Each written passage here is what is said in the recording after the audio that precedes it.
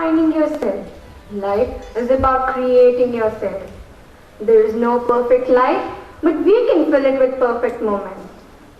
Distinguished Chief Guest of the morning, Mr. Joseph Otteplackl, Mrs. Wilsamma Joseph, Principal Professor Matthew C. Nyland, Managing Trustee of Priority One India, Dr. Roy Philip, Vice Principal Mrs. Lali A. Matthew, members of Priority One India Trust and Priority Education Foundation, School Managing Committee, heads and staff of sister institutions on the campus, invited guests, head teachers, faculty and staff of Little Rock Indian School, parents and dear friends.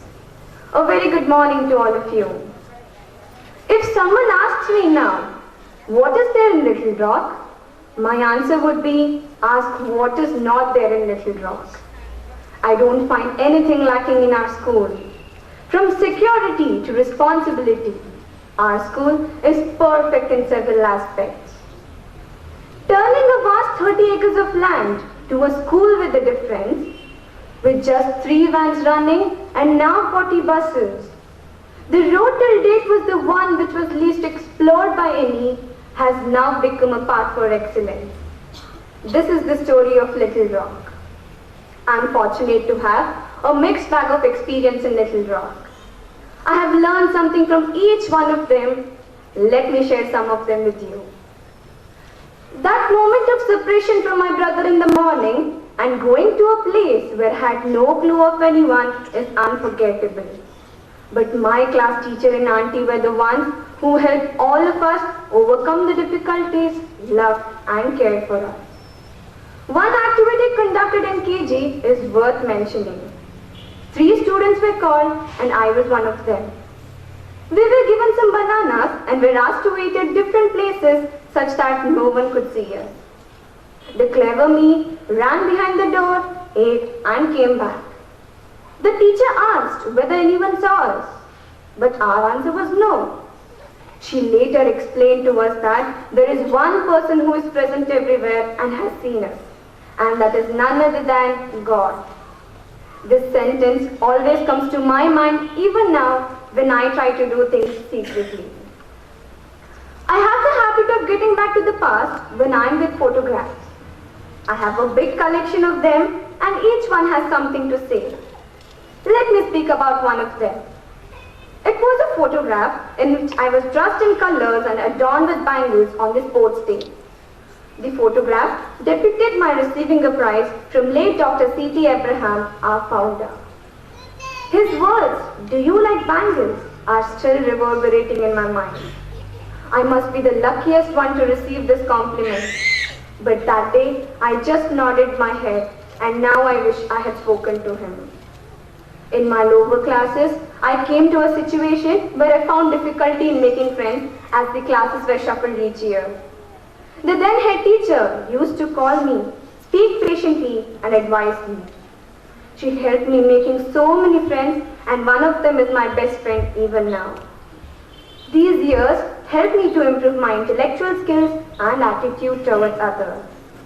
All the co-curricular activities kept me active all week.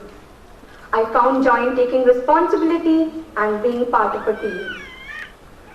When I was studying in higher primary section, I also got an opportunity to take part in Little Rock's Global Gateway program. I had a feeling that our school is rather Western in nature, but it proved me wrong when I was a part of the Indian culture playing the harmonium in this program.